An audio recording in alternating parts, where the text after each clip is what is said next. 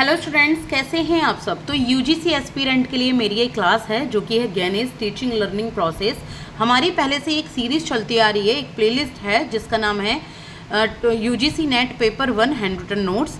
तो UGC NET paper 1 के जितने भी स्टूडेंट्स हैं उनके लिए मेरी ये एक कोशिश है जो कि मैं हैंड रिटन नोट्स के थ्रू सारी इन्फॉर्मेशन देती हूँ।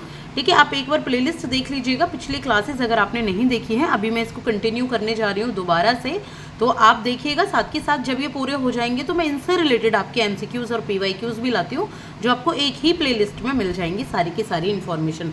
तो कोशिश रहेगी कि आगे मैं थोड़ा कंसाइज वे में आसान तरीके से आपके लिए और क्लासेस लेकर आऊँ जिससे आपका सारा यूजीसी नेट पेपर 1 का सारा कॉन्सेप्ट क्लियर हो जाए बहुत ही आसानी से। तो चलिए आज गैनेज की टीचिंग लर्निंग प्रोसेस को समझ लेते हैं। देखिए, जो रॉबर्ट गैनी है उसका जो समय है 1916 से 2002 तक का है, यानी कि इस टाइम के ये यहाँ पे साइकोलॉजिस्ट या लर्नर रहे, टीचर रहे एक तरीके से। ये एजुकेशनल साइकोलॉजिस्ट हैं, ठीक है, जो एजुकेशन के बारे में बात करते हैं। इन्होंने एक बुक लिखी है द कंडीशंस ऑफ लर्निंग। अगर एग्जाम में पूछी जाए तो बता सकते हैं द कंडीशंस ऑफ लर्निंग इनकी बुक का नाम है। और यहाँ पे ये मल्टीपल कंडीशंस बताते हैं जो इफेक्टिव होती हैं लर्निंग में। ये कुछ शर्तें बताते हैं कि लर्निंग के लिए ये शर्तें बहुत ज़रूरी हैं, ये शर्तें होनी बहुत ज़रूरी है, तभी अच्छे से लर्निंग होती है। तो इन्होंने 9 स्टेप प्रोसेस बताई है, ठीक है। इन्होंने बताया कि हर एक एलिमेंट इफेक्टिव लर्निंग के लिए ज़रूरी होता है। कौन कौन सी वो 9 स्टेप प्रोसेस हैं वही सबसे ज़्यादा इंपॉर्टेंट है एग्जाम के लिए। तो चलिए समझते हैं हम इन 9 स्टेप प्रोसेस को। ये हैं आपकी 9 स्टेप्स, ठीक है, गैनेज की टीचिंग लर्निंग प्रोसेस की। पहली है retention and transfer. Retention and transfer क्या होता है? रिटेंशन का मतलब होता है धारण करना। आपने कोई भी चीज़ सीखी है, एक स्टूडेंट ने ABCD सीख ली, टीचर ने बताया, अच्छा ये ABCD उसने सीख ली। तो सीखने के बाद जब वो किसी और को इसको बताता है, किसी और को घर जाकर, जैसे मम्मी पापा पूछते हैं जी स्कूल में क्या सीखा, वो बताता है कि आज मैंने ABCD सीखे या डोमेस्टिक एनिमल वाइल्ड एनिमल सीखे। तो इस तरीके से उसको जब तक रिटेंशन का मतलब है जब तक उसके मन में वो समझ नहीं आ जाती बात और जब तक वो ट्रांसफ़र नहीं कर देता किसी और तक अपनी नॉलेज का, तब तक उसको इफेक्टिव लर्निंग नहीं होती। तो पहला है ये स्टेप। दूसरा स्टेप क्या है?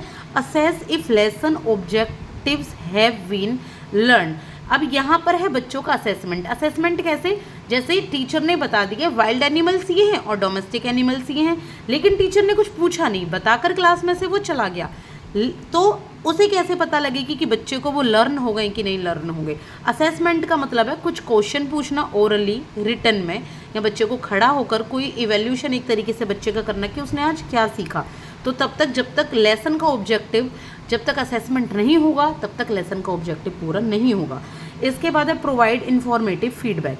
यहाँ पर एक इन्फॉर्मेटिव फीडबैक भी, अब बच्चों को पढ़ा दिया लेकिन बच्चों ने उसके ऊपर कोई फीडबैक नहीं दिया या टीचर ने कोई एक फीडबैक नहीं दिया। फीडबैक मतलब टीचर ने पूरा बता दिया, लास्ट में कंक्लूजन देना, एक फीडबैक देना कि अच्छा बच्चों क्या समझ में आया। बच्चे कहेंगे हमें ये चीज़ समझ में आई, ठीक है, किसी भी टॉपिक के ऊपर। तो जब तक फीडबैक नहीं मिलता तब तक लर्निंग इफेक्टिव नहीं होती। इसके बाद प्रैक्टिस। घर पे देते हैं ना असाइनमेंट बनाने के लिए, प्रोजेक्ट बनाने के लिए, किसी भी चीज़ के ऊपर कहते हैं ना बच्चों से जाओ डोमेस्टिक एनिमल्स पढ़ा दिए, अब इनके पिक्चर्स चिपका के लाना। तो वो प्रैक्टिस के लिए ही तो होते हैं, इनको लर्न करके लाना। कल ओरल टेस्ट है, कल रिटन टेस्ट है, तो ये भी बहुत मस्त है, गैनी ने बताई हैं। इसके बाद गाइडेंस। गाइडेंस कैसे? घर पे जाके बच्चे किसी ट्यूटर की हेल्प लेते हैं, पेरेंट्स की हेल्प लेते हैं, उनकी हेल्प से उस चीज़ को समझते हैं। तो गाइडेंस भी मस्ट होती है इफेक्टिव लर्निंग में। इसके बाद है कंटेंट मटेरियल। कंटेंट मटेरियल अच्छा होना चाहिए, इफेक्टिव होना चाहिए, ईजी होना चाहिए, समझ में आना चाहिए, डायग्राम के साथ होना चाहिए, पिक्चर्स के साथ होना चाहिए। तो ये कंटेंट मटेरियल जब तक अच्छा नहीं होगा तो इफेक्टिव लर्निंग नहीं होगी।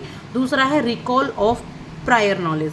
प्रायर नॉलेज यानी कि पहले प्रीवियस नॉलेज की रिकॉल ज़रूर हो बच्चे को। जैसे अब टीचर बता रहा है यहाँ पे कि अच्छा वाइल्ड एनिमल्स ये होते हैं और डोमेस्टिक एनिमल्स ये होते हैं, टीचर ने आते क्लास शुरू कर दी, लेकिन ये इफेक्टिव तरीका नहीं है। इफेक्टिव तरीका क्या है कि टीचर पहले बोले, पूछे बच्चे को, बच्चों क्या तुमने कभी बिल्ली देखी है, कैट? हाँ देखिए। कहाँ देखी है? घर पे देखी है। तो ये क्या है? ये एक डोमेस्टिक एनिमल है।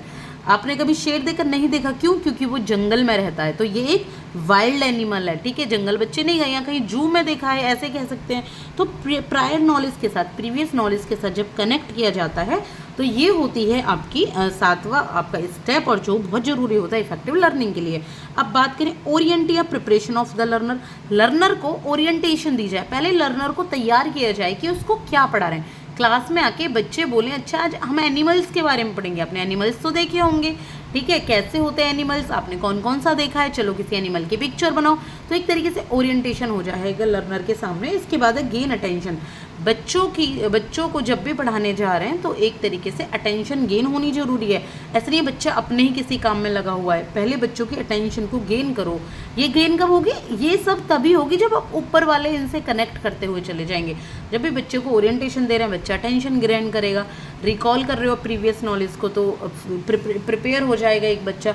तो ये इफेक्टिव लर्निंग के लिए 9 स्टेप आपकी प्रोसेस हैं जो एक टीचर को ध्यान में रखने की बहुत ज़्यादा ज़रूरत है। और ये टीचिंग एप्टीट्यूड है तो सारा का सारा टीचर्स के लिए ये सारी की सारी जानकारी।